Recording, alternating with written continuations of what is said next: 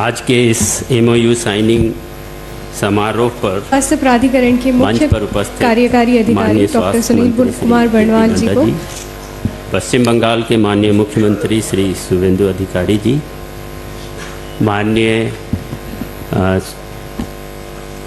Minister of state health Shrimati Anupriya Patel ji, मुख्य सचिव West Bengal Shri Manoj Kumar Agarwal ji, स्वास्थ्य मंत्रालय के सचिव श्रीमती पुण्या सलीला श्रीवास्तव जी, यहाँ उपस्थित पश्चिम बंगाल के प्रधान सचिव स्वास्थ्य विभाग नारायण स्वरूप निगम जी। आज का यह समारोह अत्यंत ही ऐतिहासिक है, जैसा हम सभी जानते हैं। इसके साथ ही पश्चिम बंगाल के इस आयुष्मान भारत प्रधानमंत्री जन आरोग्य योजना के साथ जुड़ते ही पूरे देश के सभी राज्य एवं संघ शासित क्षेत्र इस योजना से जुड़ जाएंगे और इसका एक बहुत बड़ा लाभ पश्चिम बंगाल के लोगों को और साथ ही साथ देश के अन्य भाग के लोग जो कि पश्चिम बंगाल में रहते हैं या इलाज कराते हैं, उनको सबको एक साथ मिलेगा। आज के इस अवसर पे मैं कुछ विशेष बिंदु इस स्वास्थ्य आयुष्मान भारत प्रधानमंत्री जन आरोग्य योजना से संबंधित रखना चाहूँगा। जैसा कि हम सभी जानते हैं, 23 सितंबर 2018 को माननीय प्रधानमंत्री जी के द्वारा इस अत्यंत ही महत्वाकांक्षी योजना की शुभारंभ की गई थी रांची झारखंड से, और यहाँ इसके बाद से यह योजना लगातार लोगों को स्वास्थ्य सुविधाएं उपलब्ध कराने में सहयोग कर रहा है। हम सब जानते हैं कि 5 लाख तक की प्रति परिवार प्रति वर्ष की स्वास्थ्य सुविधा लगभग 36,000 से ज़्यादा इम्पैनल्ड हॉस्पिटल्स के माध्यम से दिए जाते हैं। और हम इस अवसर पे बताना चाहेंगे कि 60 करोड़ से अधिक बेनिफिशियरीज़ को ये लाभ दिया जा रहा है और ये लगातार बढ़ता जा रहा है, क्योंकि कई राज्य सरकारों ने इस योजना के जो IT पोर्टल है उसका उपयोग करके और भी योजनाएं संचालित कर रही हैं। इसके माध्यम से अब तक 12 करोड़ से अधिक लोगों को स्वास्थ्य लाभ दिया जा चुका है, जिसकी अगर लागत देखें तो 1.82 लाख करोड़ से अधिक है। यह पिछले 7 वर्षों में ये लाभ इस देश के नागरिकों को दिया गया है और ये चीज़ अब और ज़्यादा बढ़ेगा, जिस प्रकार से आज हम इस MOU साइनिंग के बाद पश्चिम बंगाल को इस पे ऑन बोर्ड कर सकेंगे। जहाँ तक पश्चिम बंगाल के इस योजना के साथ जुड़ते ही एक बहुत बड़ा लाभ पश्चिम बंगाल के सोशियो इकोनॉमिकली बैकवर्ड लोगों को विशेष रूप से मिल सकेगा। जैसा हम सभी जानते हैं कि इस योजना से गरीब और बिल्कुल वल्नरेबल पॉपुलेशन जो है, बॉटम 40% पॉपुलेशन जो है, उसको कवर किया जाता है। तो गरीबों के लिए एक ये बहुत बड़ा स्वास्थ्य लाभ उपलब्ध करा सकेगा। इसमें लगभग सभी प्रकार की बीमारियों की इलाज की जाती है और 1961 ऐसे पैकेज हैं, स्वास्थ्य के प्रोसीजर हैं जो इस योजना से कवर किए जाते हैं, जो कि कैंसर से लेके किडनी ट्रांसप्लांट, ऑर्थोपेडिक्स, सभी तरह के बीमारियों का इलाज हो सकता है। और इसका एक बहुत बड़ा फ़ायदा है कि ये देश के किसी भी हॉस्पिटल में जो इस योजना से इम्पैनल्ड है वहाँ किया जा सकता है। पश्चिम बंगाल के लिए आज की तिथि में जब हम MOU साइन करेंगे, 1.24 करोड़ ऐसे परिवार होंगे जिसको इस योजना के साथ सीधे जोड़ा जाएगा और इसके ऊपर 70 वर्ष या उससे ज़्यादा के जो लोग हैं उनके परिवारों को और जोड़ा जाएगा, जिसकी संख्या भी लगभग 15.95 लाख है। और हेल्थ वर्कर जो आशा, आंगनवाड़ी सेविका, आंगनवाड़ी सहायिका हैं, उसकी संख्या कुल मिला के 3.06 लाख है और तीनों मिला देते हैं तो 1.43 करोड़ परिवारों को ये लाभ दिया जा सकेगा। आज की जो भारत सरकार के द्वारा जो राशि राज्यों को उपलब्ध कराई जाती है, जो प्रीमियम की राशि केंद्रांश के रूप में राज्य सरकारों को दी जाती है। अगर उसका 1.43 करोड़ परिवारों पे आकलन करें तो लगभग 950 करोड़, ऑलमोस्ट 1000 करोड़ का प्रति वर्ष पश्चिम बंगाल को इसका लाभ केंद्र सरकार से मिल सकेगा। ये एक बहुत बड़ी सुविधा होगी। इसका एक बहुत बड़ा फ़ायदा ये भी होगा कि वहाँ के जो हॉस्पिटल्स हैं, खास करके जो पब्लिक हॉस्पिटल हैं, उसके माध्यम वो इस योजना के माध्यम से जो राशि अर्न कर सकेंगे, उसका लाभ उन हॉस्पिटल्स के सुदृढ़ीकरण के लिए, उसको बेहतर बनाने के लिए उपयोग किया जा सकेगा। और इसके माध्यम से वेस्ट बंगाल के पब्लिक हॉस्पिटल खासकर ज़्यादा बेहतर हो सकेंगे। साथ ही साथ वेस्ट बंगाल के लोगों को देश के अन्य राज्यों के अस्पतालों में इलाज की सुविधा मिल सकेगी। आज यह जैसा कि बताया गया, नेशनल हेल्थ अथॉरिटी इस योजना का कार्यान्वयन करता है केंद्र के स्तर पे। इसी तरह राज्य के स्तर पे पश्चिम बंगाल सरकार ने स्टेट हेल्थ एजेंसी चयनित किया है, जिसके साथ आज MOU होगा और ये योजना का कार्यान्वयन कराया जाएगा। पूर्व से ही स्वास्थ्य विभाग पश्चिम बंगाल सरकार की जो अपनी व्यवस्था है, जो वहाँ मैन पावर है, वो इससे जुड़ेंगे और इसके साथ मिल करके केंद्र और राज्य सरकार मिलकर इस योजना को आगे बढ़ाएंगे। जब से नई सरकार का गठन हुआ उसके बाद से ही केंद्र और राज्य के बीच खासकर NHA और वेस्ट बंगाल की स्वास्थ्य विभाग के साथ लगातार कंसल्टेशन का कार्य शुरू हो गया। और 23 मई को, जैसा माननीय सचिव ने बताया, माननीय स्वास्थ्य मंत्री जी ने बैठक की माननीय मुख्यमंत्री जी के साथ और इसका समीक्षा भी किया कि किस तरह से इसको जल्द से जल्द पश्चिम बंगाल में लागू किया जा सके। इसके बाद पश्चिम बंगाल की एक 9 सदस्यीय टीम 4 दिन के लिए यहाँ NHA में आकर के सारी प्रक्रियाओं को समझे और सारी चीज़ें शुरू हुई है। और इसमें मुख्य है किस प्रकार से पश्चिम बंगाल के 1.43 करोड़ परिवारों के डाटा को केंद्र के NHA के पोर्टल पे लाया जाए। पश्चिम बंगाल में जितने हॉस्पिटल्स इम्पैनल थे उनको इस योजना के तहत इम्पैनल किया जाए और तब लोगों को योजना के तहत हॉस्पिटल में ट्रीटमेंट का लाभ दिया जा सके। इसी के तहत NHA के द्वारा भी 4 दिन के लिए अपने 5 ऑफिसर्स की टीम को कोलकाता भेज करके पर्याप्त प्रशिक्षण भी दिया गया और सारी प्रक्रियाओं से अवगत कराया गया है। और मुझे विश्वास है कि अब दोनों ही टीम, NHA की और स्वास्थ्य विभाग पश्चिम बंगाल सरकार की टीम पूरी तरह से तैयार है कभी भी इस योजनाओं को लोगों को स्वास्थ्य सुविधा उपलब्ध कराने के लिए कार्यान्वित करने हेतु।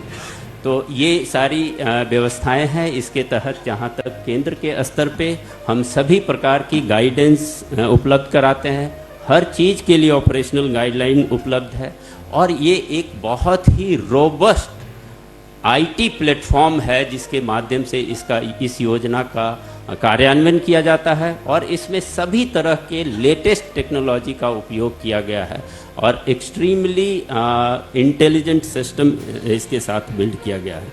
इसके साथ ही साथ NHA कैपेसिटी बिल्डिंग के लिए सपोर्ट करती है, IEC के लिए सपोर्ट करती है ताकि इस योजना की जानकारी हर उस व्यक्ति तक पहुंच सके जो इसके लाभ के योग्य है। इसके अलावा कई तरह की इम्प्रूवमेंट किए गए हैं जिसमें auto adjudication, anti fraud mechanism, transaction management and claim settlement शामिल है।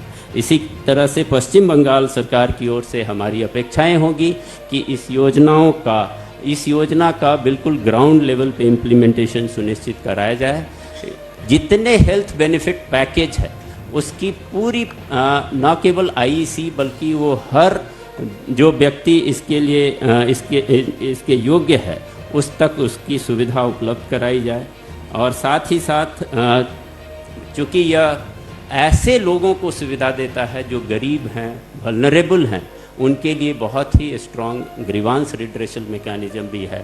14555 नंबर है जिस पे कॉल करके हर तरह की जानकारी प्राप्त की जा सकती है, हर तरह के समस्याओं का समाधान किया जा सकता है। तो यह अत्यंत ही सफल योजना का आज की तिथि से एक बार MOU साइन होने के बाद पश्चिम बंगाल में इसके कार्यान्वयन की प्रक्रिया शुरू हो जाएगी। मैं इन्हीं शब्दों के साथ यहाँ उपस्थित सभी लोगों को और पश्चिम बंगाल के सभी लोगों को विशेष रूप से आभार व्यक्त करता हूँ, धन्यवाद देता हूँ और बधाई देता हूँ इस योजना के लिए। कृपया तालियों की गड़गड़ाहट से इस विशेष अवसर का अभिवादन करें।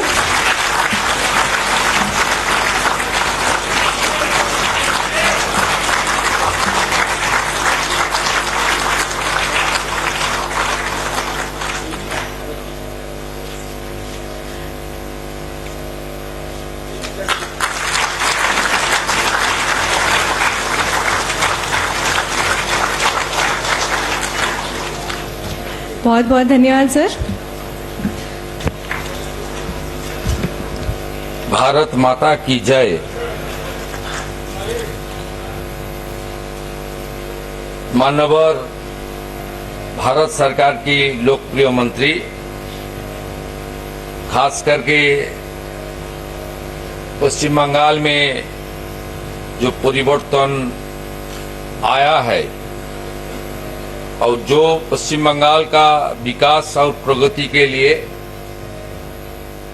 देश की साथ पश्चिम बंगाल सरकार को जोड़ने के लिए जो जिम्मेदारी मुझे मिला है,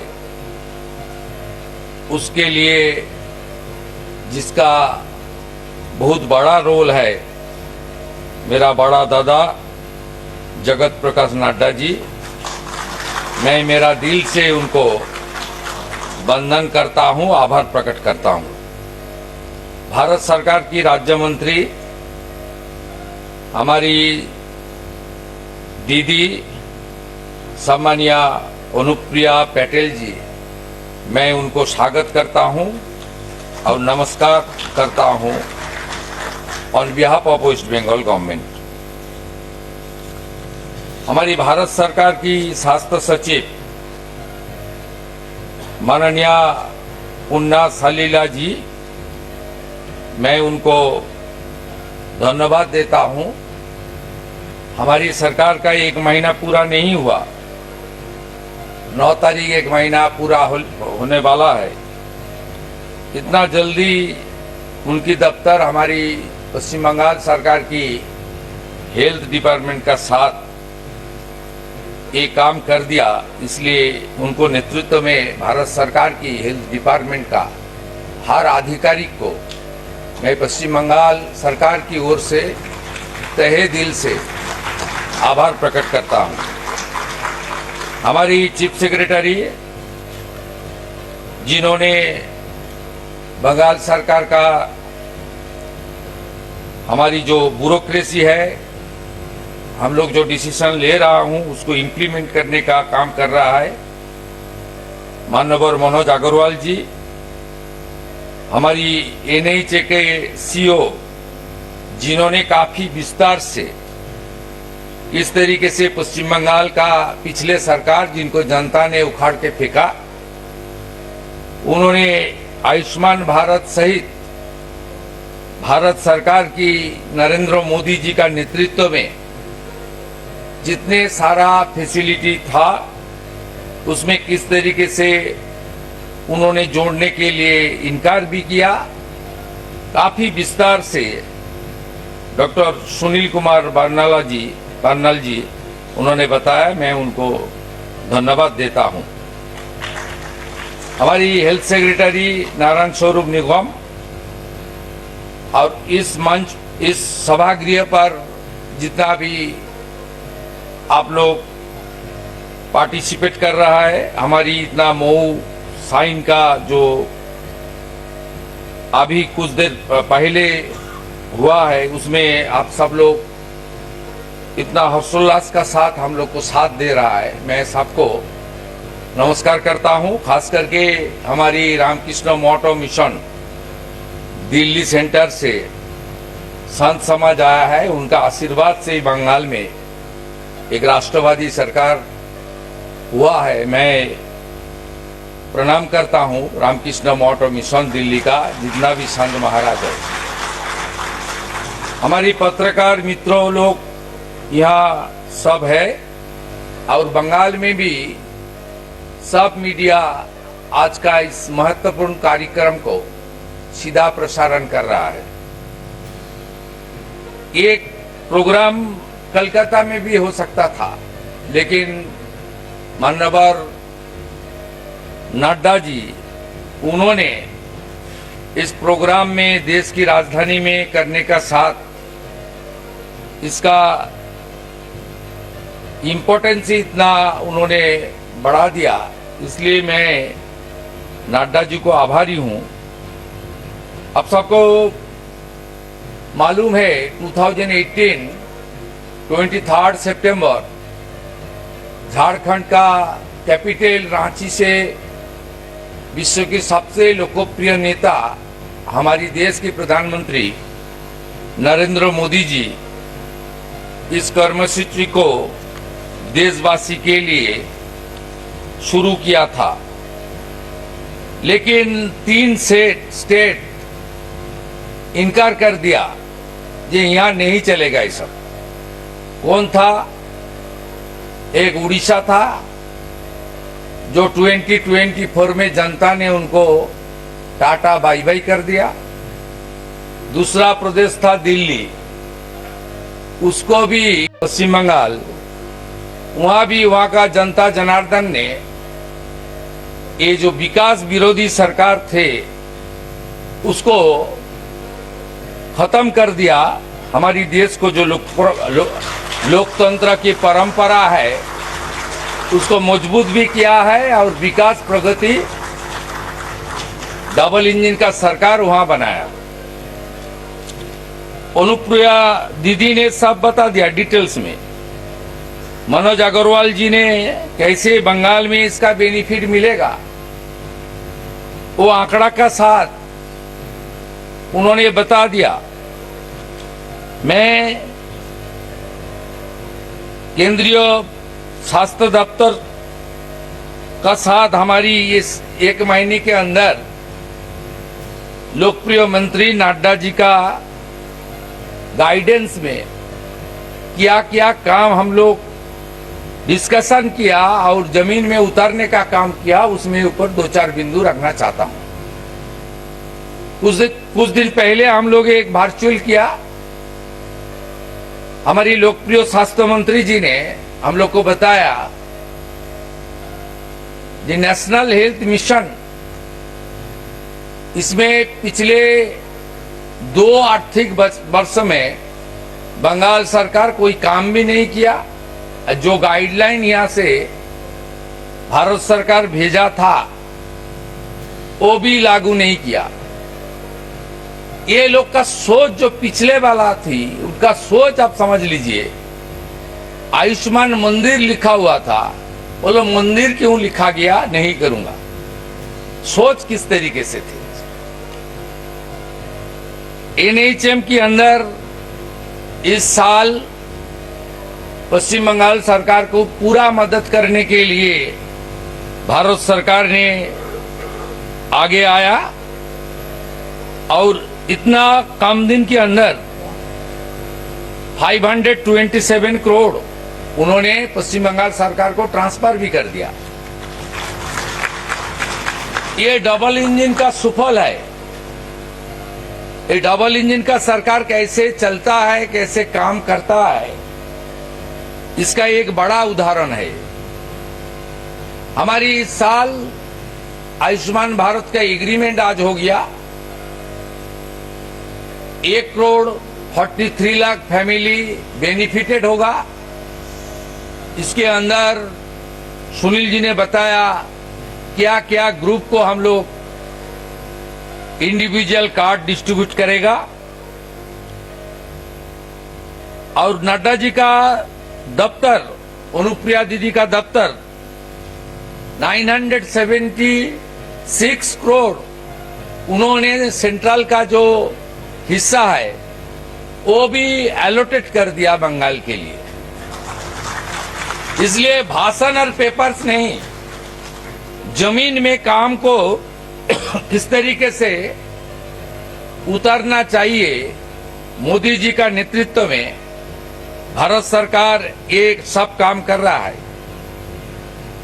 उन्होंने एडवाइस दिया था हमारी 14 इयर्स का जो बहन है, बेटी है, HPV वैक्सीनेशन चालू करे। पूरा देश में फरवरी महीने में कंप्लीट हो गया, फरवरी मार्च में। बंगाल में जो सरकार को जनता ने रिजेक्ट कर दिया, वो ये भी चालू नहीं किया। 7.5 लाख से ज्यादा वैक्सीन का डोज अलॉट हुआ, लेकिन वैक्सीनेशन प्रोग्राम चालू नहीं किया। हम लोग ने इसको चालू कर दिया। ये आंकड़ा भी बता दिया, सुनील जी ने बताया कि किस तरीके से बंगाल सरकार HPV वैक्सीनेशन का काम कर रहा है। टीबी मुक्त भारत, उसके ऊपर हमारी सांसद विधायक को कैसे जोड़ना चाहिए, उसका एडवाइस भी ऑनरेबल हेल्थ मिनिस्टर ने हम लोग को दिया था। वो भी हम लोग पिछले सैटरडे हमारी सचिवालय में व्हाट्सएप करके 80% से ज्यादा MP MLA उसको आप सब में जुड़ा है, हम लोग कर दिया। हमारी अपील है, हम लोग प्रपोजल भेज रहा है 467 प्रधानमंत्री जन औषधि केंद्र, उसको आप जल्दी उसको परमिशन मिल जाए तो पश्चिम बंगाल की जो हमारी इकोनॉमिकली वीक जनता है उनको थोड़ा राहत मिल जाएगा। इसका बाद भी माननीय प्रधानमंत्री जी की ओर से नड्डा जी का नेतृत्व में हेल्थ डिपार्टमेंट में जिस तरीके से नया कार्यक्रम उनका शुरुआत हुआ, उसका भी लाभ कैसे बंगाल को मिले और हमारी 23, 24, 25, 26 फाइनेंशियल ईयर में जो राशि पिछले बंगाल सरकार की नॉन कोऑपरेशन की वजह से बंगाल की हेल्थ डिपार्टमेंट और जनता को वंचित रहना पड़ा, उसको भी आप लोग थोड़ा रिएम्बर्समेंट कर दीजिए तो हम लोग हेल्थ सेक्टर में काफी काम कर सकता हूं। आज का इस कार्यक्रम में जो आयुष्मान भारत में पूरा देश में मिल रहा है, আমি পশ্চিম বাংলার জনগণকে বাংলাতে জানাচ্ছি যে তারা আমাদেরকে দেখছেন, আমাদের কথা শুনছেন। 2018 সালে শুরু হওয়া এই কর্মসূচিতে ভারতবর্ষে এখনো পর্যন্ত আয়ুষ্মান ভারতের ব্যক্তিগত কার্ড বিতরণ হয়েছে 44 কোটি। মোট 31 মে 2026 পর্যন্ত 36,193টি হসপিটাল এতে যুক্ত হয়েছে, যার মধ্যে প্রাইভেট হসপিটাল আছে 16,557। এখনো পর্যন্ত পশ্চিমবঙ্গে প্রচার আছে আয়ুষ্মান ভারতের কার্ডে নাকি সুযোগ সুবিধা পাওয়া যায় না। আমি পশ্চিম বাংলার সম্মানীয় জনগণের উদ্দেশ্যে জানাই, মাননীয় মোদিজির নেতৃত্বে ভারত সরকার 12.17 কোটি হসপিটালে ভর্তি হওয়া মানুষকে 1.82 লক্ষ কোটি টাকা এখনো পর্যন্ত দিয়েছেন এই কর্মসূচিতে, যেটা থেকে পশ্চিমবঙ্গ গত 8 বছর বঞ্চিত হয়েছে শুধু রাজনীতির কারণে। এর মধ্যে 49% আয়ুষ্মান কার্ড মহিলাদের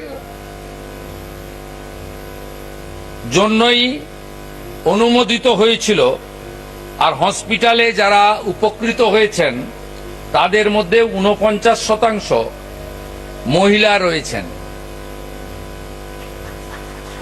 তাই 8 বছর ধরে যেভাবে আপনারা বঞ্চিত হয়েছেন, বর্তমান রাষ্ট্রবাদী ডবল ইঞ্জিন সরকার আপনাদের আয়ুষ্মান ভারতে যুক্ত করার মধ্য দিয়ে দ্রুত গোটা ভারতবর্ষের নাগরিকরা যে সুবিধা পেয়েছেন 12 কোটি 17 লক্ষ, আপনারাও আগামী দিনে সেই সুযোগ পাবেন। ইতিমধ্যে আরো প্রায় 1100টি প্রাইভেট হসপিটাল পশ্চিমবঙ্গের एम्पैनलमेंट হওয়ার জন্য প্রসেসের মধ্যে আছেন। मैं सुनील जी को, जिन्होंने एनएचए का मुख्य आधिकारिक है, स्पेशली रिक्वेस्ट कर रहा हूं, ये एम्पैनलमेंट का जो मौका है, क्राइटेरिया जो जो फुलफिल कर रहा है उनको तुरंत एम्पैनलमेंट कर दीजिए, इसमें अच्छा लाभ मिलेगा। माननीय चीफ सेक्रेटरी ने बताया हमारी बंगाल में बेरोजगारी बहुत ज्यादा है। 1 करोड़ से आसपास की जनता अपने कमाई के लिए माइग्रेंट लेबर के नाते बंगाल की बाहर काम कर रहा है। ये आयुष्मान भारत की कार्ड और बेनिफिट बंगाल के अंदर सीमित नहीं रहेगा। कश्मीर से कन्याकुमारी तक जितना भी हॉस्पिटल गवर्नमेंट और प्राइवेट में एम्पैनल्ड है, सब हॉस्पिटल में आप लोग को ये सुविधा मिलेगा। इस हॉल में बहुत सारा बंगाल का आदमी है जो बंगाल में उनका रेसिडेंस है, वोटर लिस्ट में नाम है, आधार कार्ड है, दिल्ली में रहता है, उनको भी इसका बेनिफिट मिलेगा।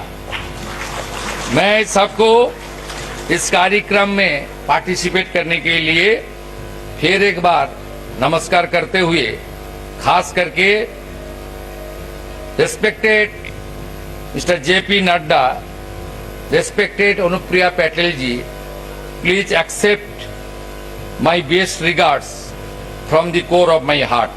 सब अच्छा रहिए। नमस्कार, जय हिंद, भारत माता की जय। आपके हाथ से ताकत निकल गई। और मैं एक और उदाहरण देना चाहता हूं। 3 स्टेट्स थे जिन्होंने आयुष्मान कबूल करने से इनकार किया था। एक स्टेट था उड़ीसा, सरकार चली गई, कमल खिल गया।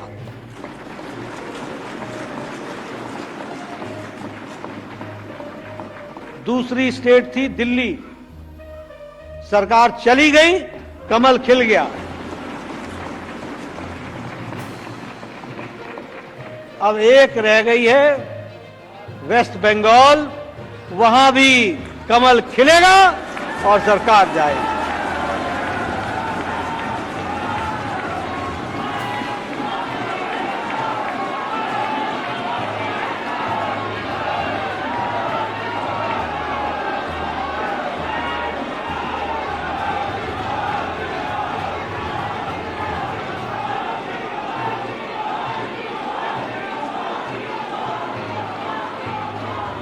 मित्रों, ये जो लोगों के साथ अन्याय करता है वो सरकारें टिकती नहीं है, ये याद रखना।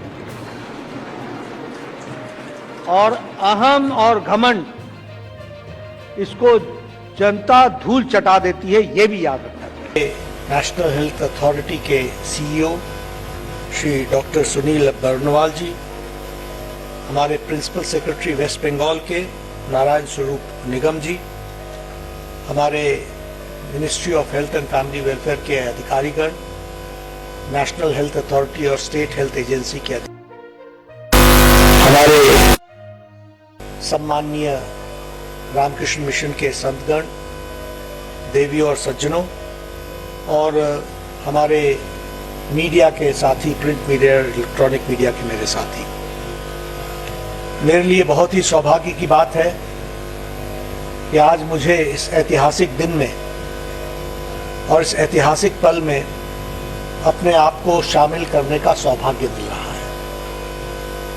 मैं ये शब्दों में इसलिए नहीं कह रहा हूं, मैं भावना से कह रहा हूं, क्योंकि एक लंबी प्रतीक्षा के बाद आज वो घड़ी आई है जिसके लिए मैं लंबे समय से प्रयासरत था और जिसको शुभेंदु अधिकारी जी ने उसको कार्य रूप दिया है और आज सफल किया है। इसके लिए मैं बहुत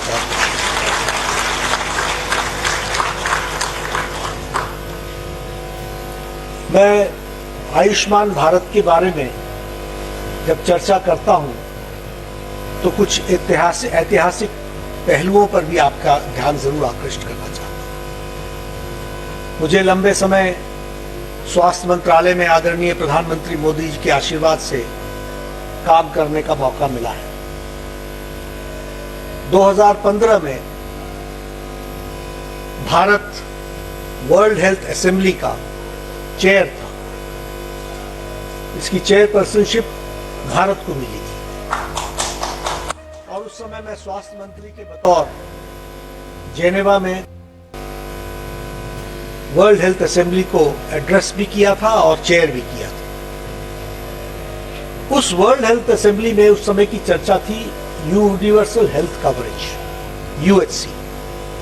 एक बहुत बड़ा विषय था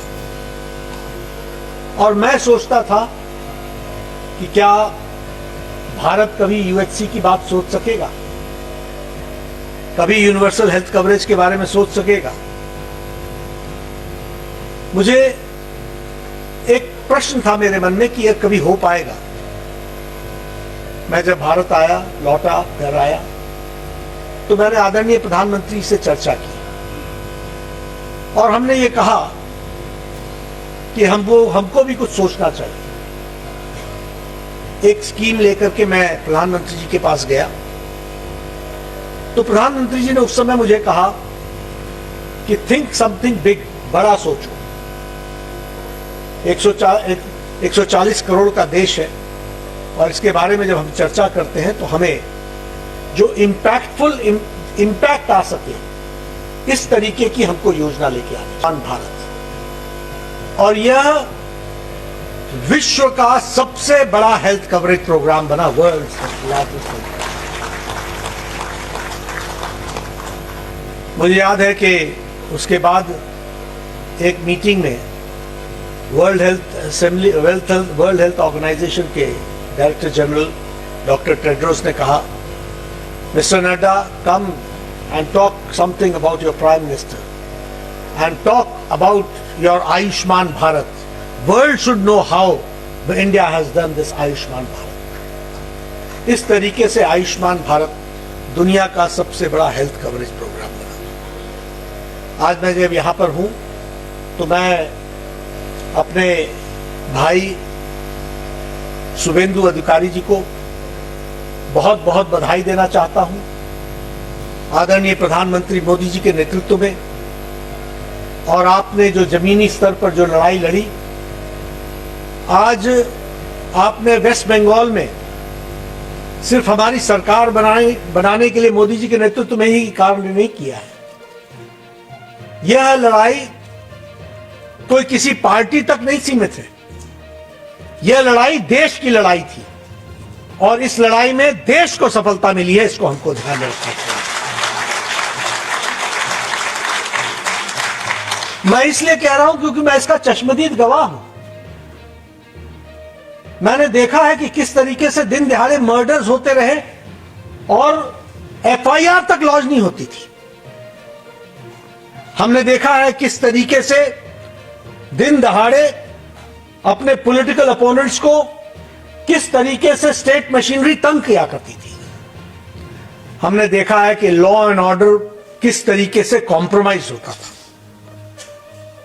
मैं व्यक्तिगत रूप में भी उसका शिकार हुआ हूं। Having a security, even then I was also attacked. And at that point of time, no FIR was lodged. It was only on the insistence of the central government कि FIR lodge हुई थी। ये बंगाल हमने देखा है और बंगाल हमने वो भी देखा है जो घुसपैठियों का एंट्री पॉइंट था, देशद्रोहियों की एक्टिविटी का सेंटर बन गया था।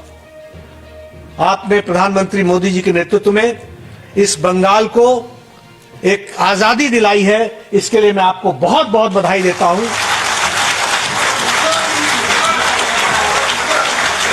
और बंगाल के लोगों को विशेष करके बधाई देता हूं।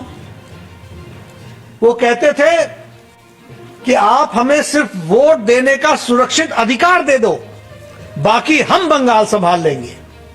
आप समझिए कि क्या स्थिति है रही होगी। मैं उस समय के सीईओ, चीफ इलेक्शन ऑफिसर अपने अग्रवाल जी को भी बधाई देता हूं, जिन्होंने इस काम में सफलता हासिल की है। ये तो मैंने लॉ एंड ऑर्डर की बात की। लेकिन मैं चश्मदीद गवाह हूं, 2018 में जब मैंने ममता जी को कहा कि आयुष्मान भारत लागू करना है और करना चाहिए, हम नहीं करेंगे, हमने नहीं करना है।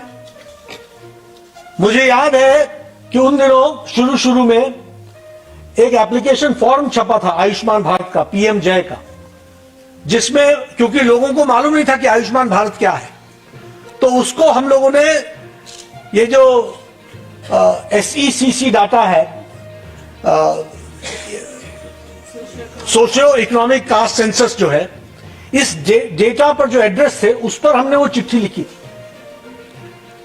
आपको जानकर आश्चर्य होगा कि पोस्ट ऑफिस से उन चिट्ठियों को लेकर के फाड़ करके नालियों में बहा दिया गया, ताकि जनता को पता भी ना चले कि उनके लिए कोई इस तरीके की स्कीम आई है। अब मैं उस समय मैंने रिक्वेस्ट किया, मैंने कहा ममता दीदी ये जनता के लिए है, इसके बारे में आप सोचिए ना, होबे ना होबे ना होबे ना। हमने कहा होबे होबे होबे। और ये हुआ।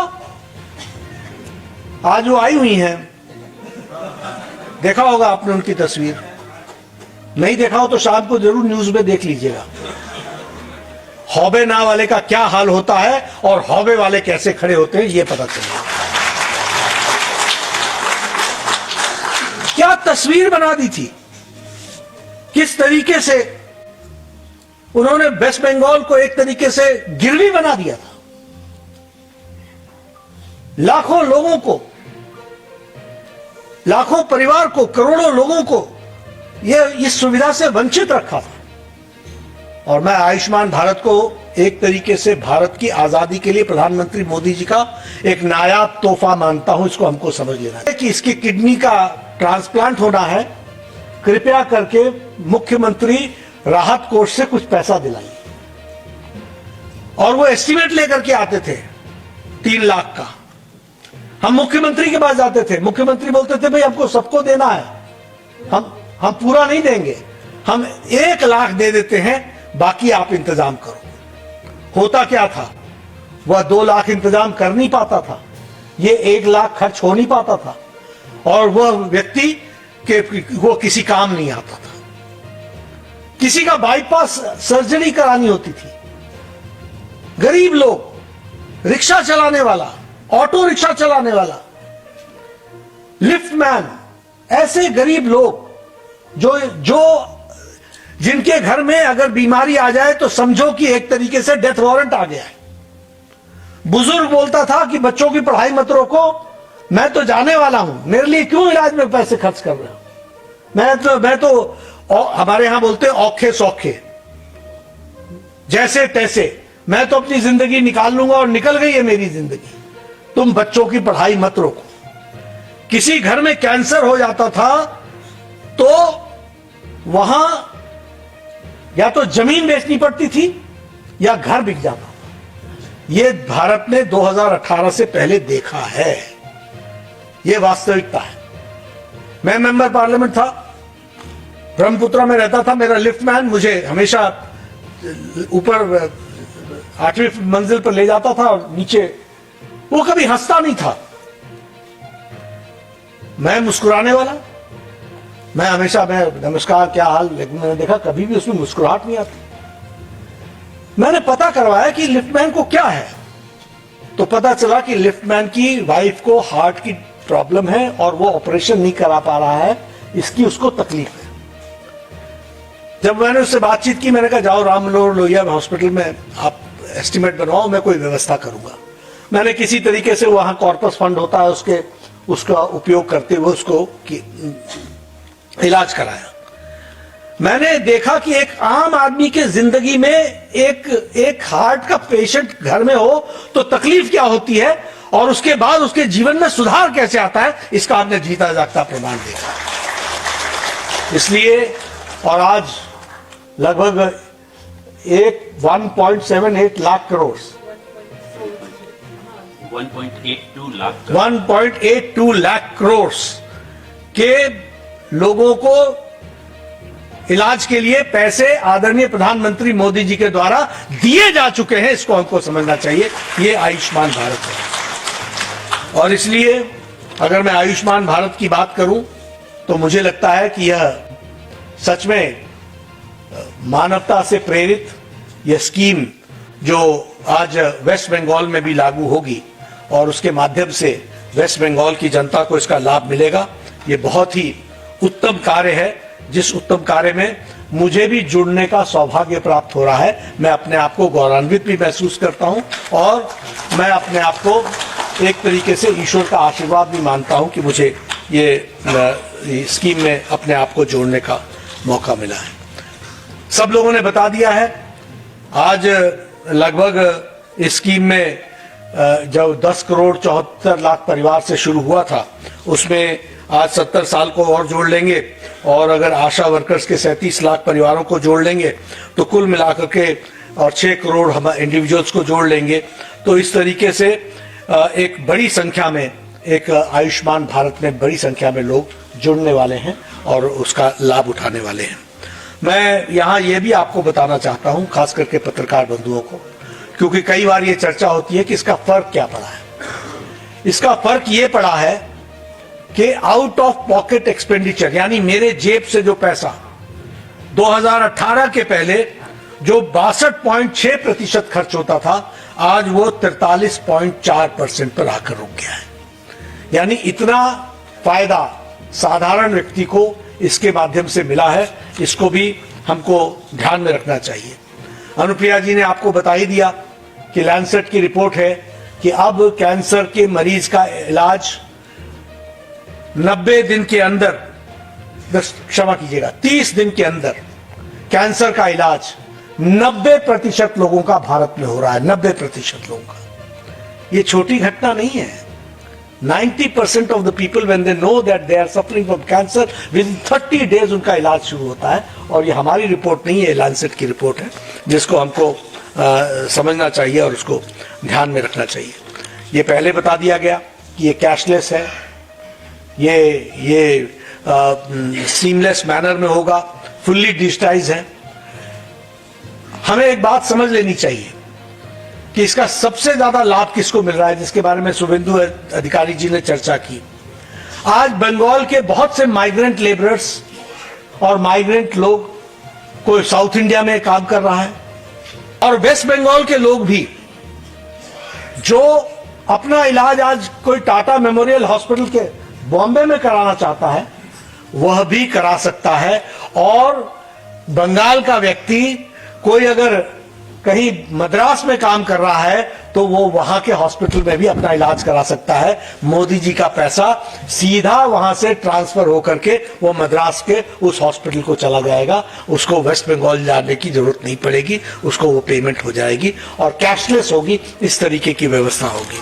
तो इस तरीके से, और लगभग 1.43 फैमिलीज हैं वेस्ट बंगाल में, 3 लाख फैमिलीज आशा वर्कर्स, आंगनवाड़ी वर्कर्स हैं, 15 जिसकी संख्या 15.9 लाख बनती है, जो 15.9 लाख सीनियर सिटीजन्स हैं जिसको इससे जोड़ा जा रहा है। तो इस तरीके से ये इस कार्यक्रम के माध्यम से हम लोगों ने प्रयास किया है कि आम जनता को वेस्ट बंगाल में इसका लाभ मिल सके। शुभेंदु जी ने डबल इंजन सरकार की बातचीत की। मैं डबल इंजन की सरकार की दृष्टि से आपको बताना चाहता हूं। अब देखिए, आयुष्मान आरोग्य मंदिर को हम पैसा देना चाहते थे। हमने कई बार शुभेंदु जी को कहा कि आप ही ममता जी को समझाओ, भाई हमारा लोगो तो लगाओ, आयुष्मान का कम्युनिटी हेल्थ ऑफिसर तो लगाओ, आशा वर्कर तो बैठाओ, हम आपको पैसा देना चाहते हैं। और फिर से मैं कहूंगा नहीं, लेकिन हो बे ना, यही उन्होंने कहा। आज देखिए अंतर क्या आया। मई महीने में सरकार बनी और आपको 5027 करोड़ रुपए नेशनल हेल्थ मिशन के तहत हमने पहला किस्त आपको रिलीज कर दिया। 527 करोड़, और ये पहली किस्त है। हम आपको 3,505 करोड़ रुपए देने वाले हैं, जिसमें से केंद्र सरकार का 2,103 करोड़ रुपए है।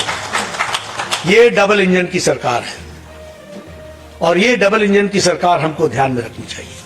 उसी तरीके से हमने कहा, अब देखो बेचारी बच्चियों का क्या दोष था। एचपीवी वैक्सीन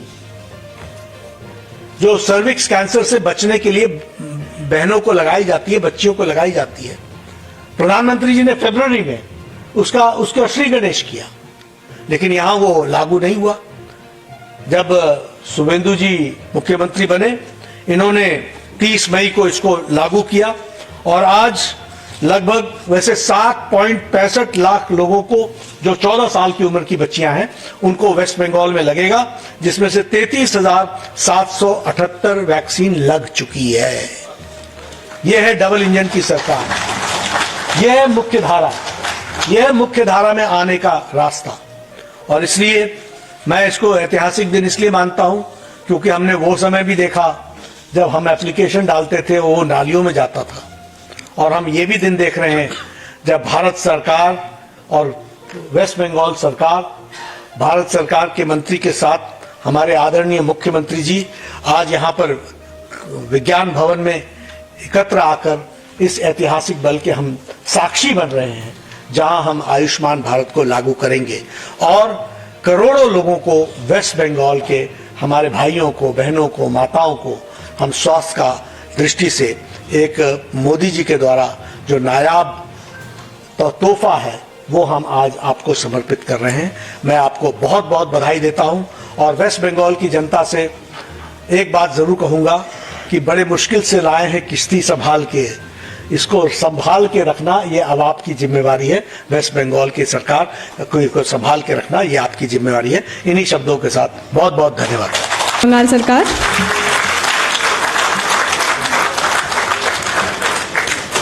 श्रीमती अनुप्रिया पटेल जी, माननीय राज्य मंत्री स्वास्थ्य एवं परिवार कल्याण तथा रसायन एवं उर्वरक मंत्रालय, भारत सरकार। श्री मनोज कुमार अग्रवाल जी, मुख्य सचिव, पश्चिम बंगाल सरकार।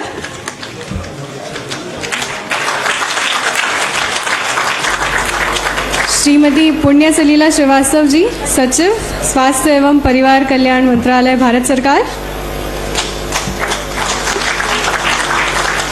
और श्री नारायण स्वरूप निगम जी, प्रधान सचिव, पश्चिम बंगाल सरकार।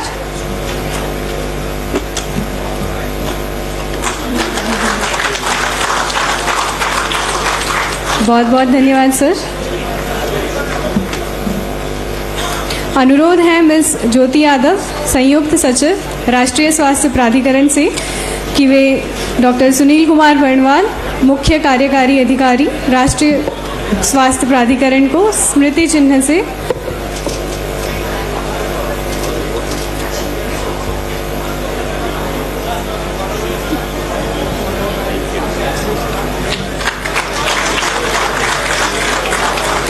बहुत बहुत धन्यवाद।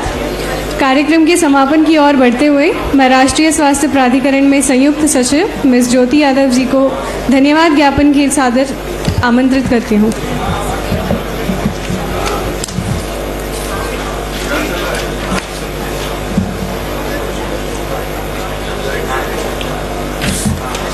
गुड आफ्टरनून, नमस्कार। जैसे ही हम आज के कार्यक्रम के समापन पर पहुंच रहे हैं, एनएचए की ओर से धन्यवाद प्रस्तुत करना मेरा सौभाग्य है। आज का यह समारोह स्वास्थ्य सेवा की पहुंच को मजबूत करने और नागरिकों के कल्याण में सुधार के साझा दृष्टिकोण को आगे बढ़ाने के लिए हमारे सामूहिक प्रयासों में एक महत्वपूर्ण मील का पत्थर है। राज्य में आयुष्मान भारत प्रधानमंत्री जन आरोग्य योजना को लागू करने के लिए एनएचए और पश्चिम बंगाल सरकार के बीच इस समझौता ज्ञापन पर हस्ताक्षर होना उसी दिशा में एक महत्वपूर्ण कदम है। इस क्रम में मैं सबसे पहले माननीय केंद्रीय स्वास्थ्य एवं परिवार कल्याण और रसायन एवं उर्वरक मंत्री श्री जगत प्रकाश नड्डा जी को उनके निरंतर नेतृत्व के लिए हम सब की ओर से हार्दिक आभार व्यक्त करती हूँ। मैं पश्चिम बंगाल के माननीय मुख्यमंत्री श्री सुवेंदु अधिकारी जी को वेस्ट बंगाल के 1.43 करोड़ परिवारों के लिए स्वास्थ्य सेवाओं की उपलब्धता को मजबूत करने एवं गुणवत्तापूर्ण स्वास्थ्य सेवाओं की पहुंच बढ़ाने की दिशा में पश्चिम बंगाल सरकार द्वारा दिखाई गई प्रतिबद्धता के लिए हार्दिक रूप से आभार प्रकट करती हूं। माननीय स्वास्थ्य एवं परिवार कल्याण और रसायन एवं उर्वरक राज्य मंत्री श्रीमती अनुप्रिया पटेल जी की बहुमूल्य उपस्थिति और उनके उत्साहवर्धक शब्दों के लिए मेरा विशेष धन्यवाद। मैं भारत सरकार के स्वास्थ्य और परिवार कल्याण मंत्रालय की सचिव सुश्री पुण्या सलीला श्रीवास्तव के प्रति भी अपना आभार व्यक्त करना चाहती हूँ, जिनका मार्गदर्शन और सहयोग इस पूरी प्रक्रिया में अत्यंत महत्वपूर्ण रहा है। मैं इस अवसर पर पश्चिम बंगाल सरकार के मुख्य सचिव श्री मनोज कुमार अग्रवाल जी और को इस साझेदारी को सफल बनाने के लिए उनके सहयोग एवं नेतृत्व के लिए धन्यवाद करती हूँ। मैं CEO NHA Shri doctor Sunil Kumar Barnwal sir का उनके निरंतर मार्गदर्शन के लिए धन्यवाद देना चाहती हूँ। केंद्र और राज्य दोनों सरकारों के सभी अधिकारियों और कर्मचारियों के लिए धन्यवाद के विशेष शब्द, जिन्होंने पर्दे के पीछे रहकर अथक परिश्रम किया और इस प्रयास को सफलतापूर्वक संपन्न करने में अपना अमूल्य योगदान दिया। मैं आज मीडिया के सदस्यों की उपस्थिति और महत्वपूर्ण जन कल्याणकारी पहलों के बारे में जानकारी प्रसारित करने एवं जागरूकता पैदा करने में उनकी भूमिका के लिए भी उनका आभार व्यक्त करना चाहती हूँ। मेरा आभार आयोजन टीम, प्रोटोकॉल अधिकारी, टेक्निकल टीम और उन सभी व्यक्तियों तक जाता है जिनकी सूक्ष्म योजना और प्रतिबद्धता से इस कार्यक्रम का सुचारू संचालन सुनिश्चित किया। अंत में मैं इस महत्वपूर्ण अवसर पर हमारे साथ जुड़ने के लिए सभी प्रतिष्ठित अतिथियों और प्रतिभागियों को धन्यवाद देती हूँ। आपकी उपस्थिति ने आज के इस कार्यक्रम का गौरव बढ़ाया और यह हमारी स्वास्थ्य प्रणाली को मजबूत करने और हमारे नागरिकों के जीवन को बेहतर बनाने के लिए हमारी साझा प्रतिबद्धता है। धन्यवाद।